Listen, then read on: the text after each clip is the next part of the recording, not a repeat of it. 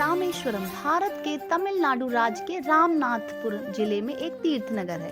केदारनाथ, द्वारका, जगन्नाथपुरी और द्वारका, इनकी चर्चा चार धाम के रूप में की जाती है। आज हम आपको रामेश्वरम के बारे में बताएंगे।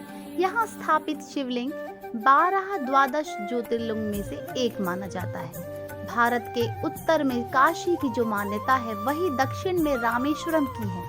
यह हिंद महासागर और बंगाल की खाड़ी से चारों ओर से सुंदर शंख आकार द्वीप है। पहले यह भारत के साथ जुड़ा था, पर सागर की लहरों ने मिलाने वाली कड़ी को काटकर अलग कर दिया और ये चारों ओर से सागर से घिर गया। इस शिवलिंग का निर्माण लगभग 350 वर्षों से में पूरा हुआ। इसके गर्भगृह में रामनाथ स्वामी के रूप में जो शिवलिंग है, उसकी स्थापना स्वयं श्री राम और सीता ने मिलकर की, इसलिए इसे रामलिंग भी कहा जाता है।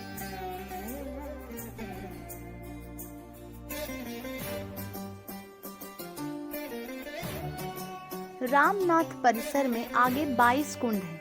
लोगों का विश्वास है कि इन कुंड में स्नान करने से कई रोगों से मुक्ति मिल जाती है।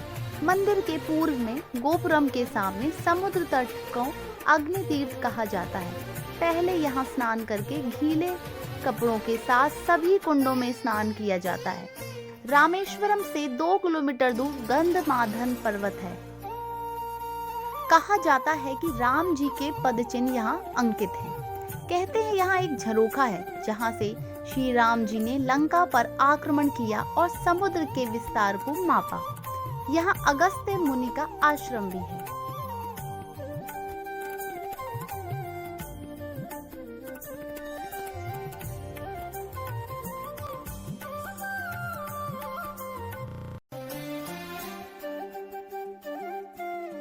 यहाँ रामेश्वरम में एक पौराणिक कथा जुड़ी हुई है। इस कथा के अनुसार भगवान श्री राम ने रावण का वध किया, परंतु रावण ब्राह्मण था,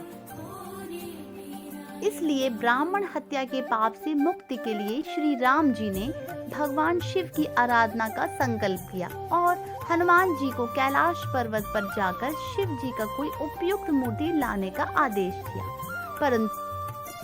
परंतु हनुमान जी कैलाश पर्वत पर गए, पर उन्हें कोई उपयुक्त मूर्ति नहीं मिली, इसलिए वे वहीं तपस्या करने लगे। इधर राम जी ने हनुमान जी के समय पर न आने पर वही शुभ मुहूर्त पर सीता द्वारा बनाई गई शिवलिंग को स्वीकार किया और स्थापित कर दिया।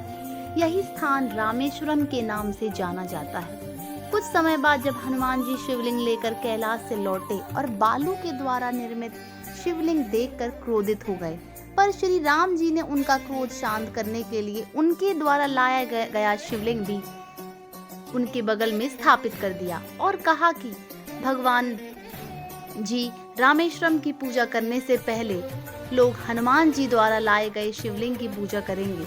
हनुमान जी द्वारा लाए गए शिवलिंग को काशी विश्वनाथ कहा जाता है। लंका विजय के बाद विभीषण ने राम जी से कहा, इस सेतु से दूसरे लोग भी लंका पार कर लंका वासियों पर आक्रमण कर सकते हैं, इसलिए इस पुल को तोड़ देना चाहिए। इसलिए विभीषण की बात मान राम जी ने पुल को धनुष से तोड़ दिया। इस स्थान को धनुष कोटि कहा जाता है।